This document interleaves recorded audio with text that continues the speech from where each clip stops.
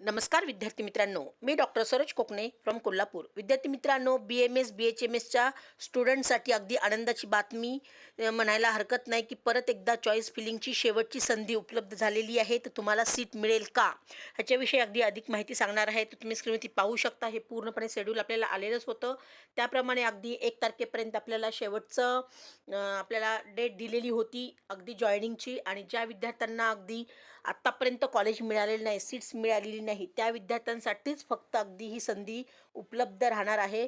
म्हणजेच परत एकदा चॉईस फिलिंगची शेवटची संधी असं म्हणायला हरकत नाही. तर अगदी याचे नियम काय आहेत तेही अगदी मी तुम्हाला सांगणार आहे. BMS BHMSच्या स्टे वॅकन्सी राऊंडचं शेड्यूल हे आपल्याला आलेलं आहे. त्याची चॉईस फिलिंग स्टार्ट झालेली आहे. म्हणजे आज 2 तारखेला आणि उद्या 3 तारखेला असे हे 2 दिवस आपल्याला इथे देण्यात आलेले आहेत चॉईस प्रेफरन्सेस लिस्टसाठी. तर ज्या विद्यार्थ्यांना आत्तापर्यंत कॉलेज मिळालेले आहेत, अशा विद्यार्थ्यांना या राऊंडमध्ये चॉईस फिलिंग करता येणार नाही, ही गोष्ट लक्षात घ्या. आणि ही शेवटची चॉईस फिलिंग आहे. यानंतर राऊंडसाठी हीच चॉईस फिलिंग कंटिन्यू केली जाणार आहे, ही पण गोष्ट लक्षात घ्या. म्हणजे विद्यार्थी मित्रांनो, आत्तापर्यंत ज्या विद्यार्थ्यांना सीट अलाउड झालेली आहे, आता त्या विद्यार्थ्यांना ह्या राऊंडमध्ये चॉईस फिलिंग करता येणार नाही.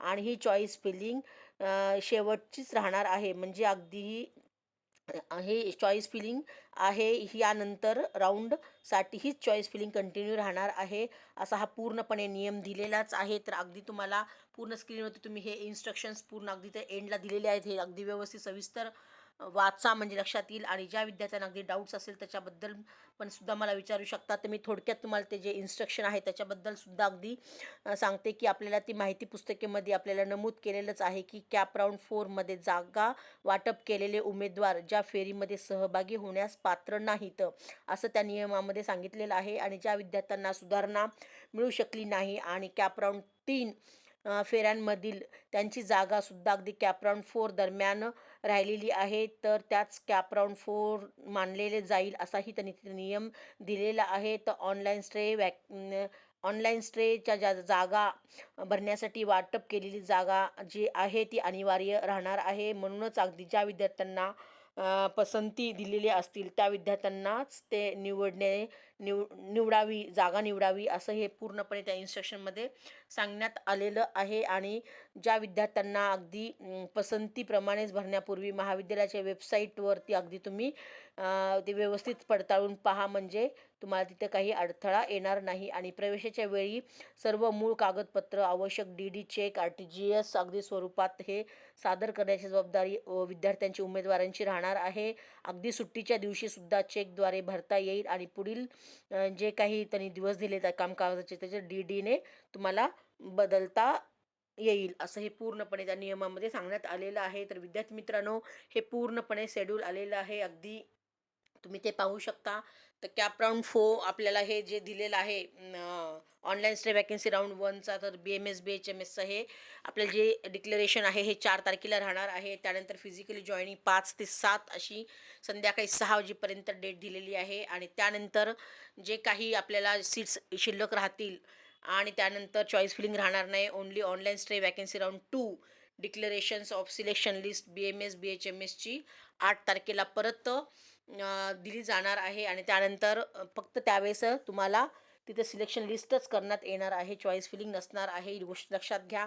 त्यामुळे आत्ता जी आज आणि उद्याची जी चॉईस फिलिंग आहे ती अगदी व्यवस्थित केअरफुली करा, की जेणेकरून तुम्हाला अगदी भविष्यामध्ये काही अडथळा येणार नाही. आणि त्यानंतर जी सीट्स उरलेल्या आहेत तेव्हा ते 8 तारखेला तुम्हाला फक्त सिलेक्शन लिस्ट येणार आहे. आणि त्यानंतर ज्या 8 तारखेची सिलेक्शन लिस्टची आहे जॉईनिंग, ती 9 ते 10 असे हे 2 दिवस दिलेले आहेत. आणि त्यानंतर 10 तारखेला पूर्णपणे आपल्याला तिथे अगदी सगळ्या गोष्टी करून आपल्याला तिथे एंड त्यांनी पूर्ण 10 तारखेचाच दिलेला आहे.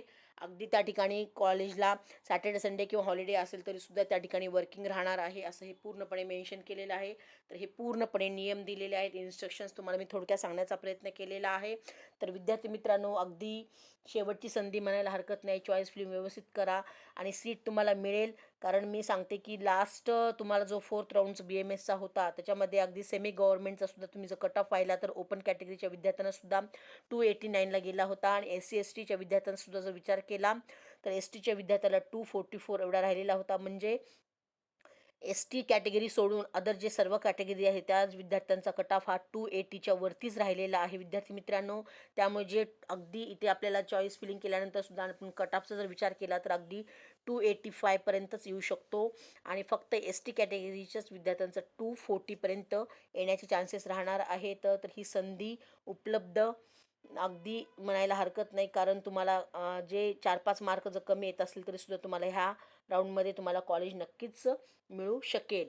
तर विद्यार्थी मित्रांनो, अगदी ही आनंदाची बातमी म्हणायला हरकत नाही, कारण परत एकदा आपल्याला चॉईस फिलिंगची संधी मिळालेली आहे. तुम्ही व्यवस्थित चॉईस फिलिंग करा. प्रेफरन्सेस लिस्ट ज्या विद्यार्थ्यांना अगदी माझ्यामार्फत पाहिजे असेल तरीसुद्धा तुम्ही अगदी कॉल मेसेज करून अगदी मला फोन करून विचारू शकता. मी माझा नंबर डिस्क्रिप्शनपासून दिलेला आहे, व्हॉट्सअप लिंक पण दिलेली आहे. त्याही लिंकला तुम्ही क्लिक करून जॉईन होऊ शकता आणि वरचीवर नवीन डेली अपडेट्स पाहू शकता. तर okay future doctors, all the best. जय हिंद, जय महाराष्ट्र. थँक्यू.